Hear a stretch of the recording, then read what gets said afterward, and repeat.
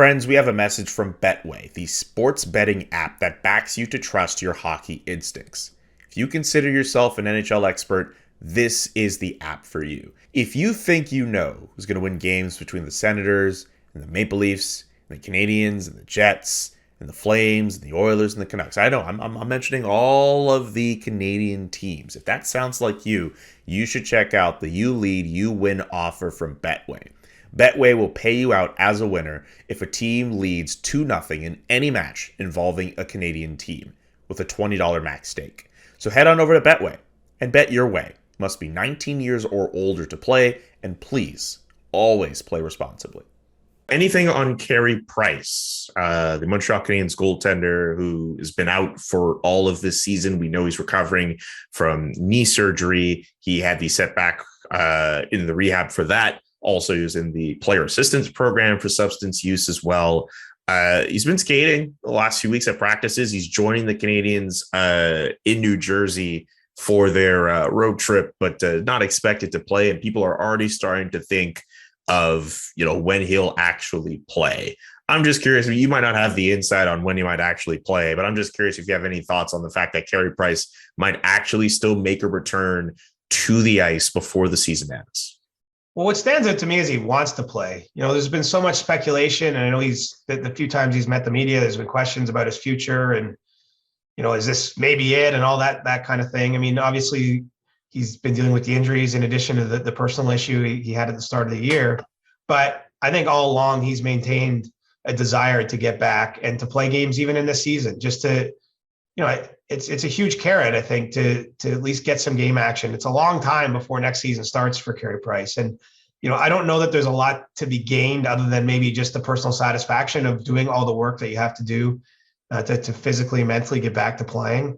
But I would be surprised at this point if we didn't see him play some games here at the end of the season. And it sets up an interesting summer about, will he be back with the Canadiens next year? Is this a summer where they look at trading him? I mean, I don't have those answers at this point in time, but I do think there's a huge sort of personal milestone in front of him, which is getting back to playing a game this season, not letting the whole year go by, because, it's been a very trying and difficult year for him, for the Canadiens organization. I know they seem to have turned a corner here of late in terms of having a better feeling around them since Martin St. Louis has been there, and they've started winning some games. But I think it'll be a cool moment for Carey Price and his family when he gets back in and plays a game. And touch wood, I do think we're going to see that here at some point before the end of the regular season.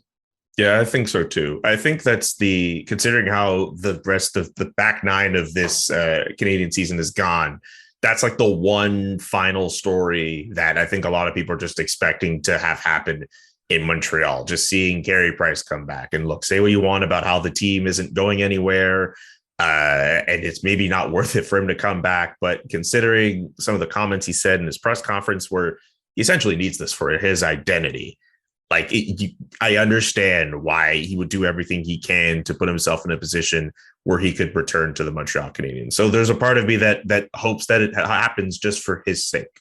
Well, those of us that haven't played in the NHL, I think that we overlook how much it sucks to be injured. And you're not really part of the team. You're not traveling. You're not really in the battle. Like all the things, I think, the camaraderie that players love about, playing hockey at that level, you have to do so much work when you're injured.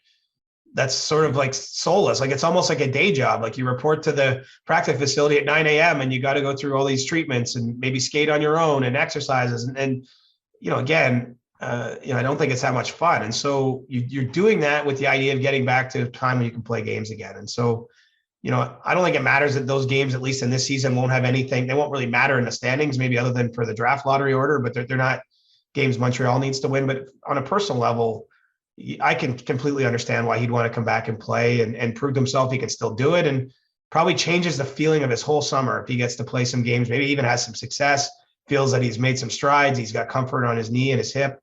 All that stuff could change, what next season looks like for Carey Price. And so I get why he's battling to get in there. And there's only a couple of weeks left on the schedule. I mean, it's crazy to think, but a team like Montreal that's not going to make the playoffs, he's only got a handful of games left to try and do this. And obviously that's what he's trying to do. And obviously, I mean, we get it. There's the personal aspect to this, which I think is the most important thing. But if you're the Montreal Canadiens and you're able to get some games out of Carey Price, that could also influence whatever plans you may have for him in the offseason as well. He still has that no movement clause. He's still making 10 and a half a year, but who knows what he may want with regards to this franchise and the direction that they're going.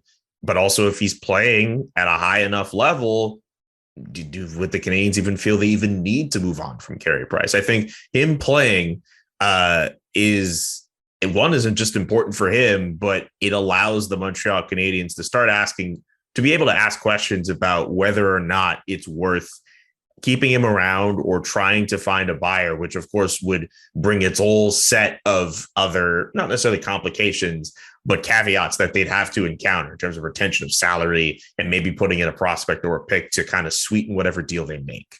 Well, they got to see what he wants to do too. He has a no movement clause. So, I don't think that they know yet. Maybe he doesn't know yet. And so, that's really a conversation I think that goes on in the offseason.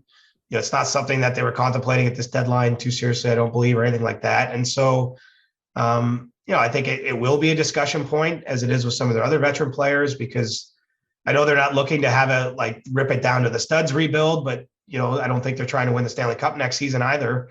And so, maybe this is the time to go their separate ways. But, I think first and foremost, Carey's got to have confidence that he can still play at a level. And he might not truly know that till he gets in games. I mean, it's one thing to be in the practices and doing what he's doing, but he's probably got to see how his body responds to playing these games. And so, that's the next hurdle here. And I think on a personal level, there's a nice story to be told when he does get back and play.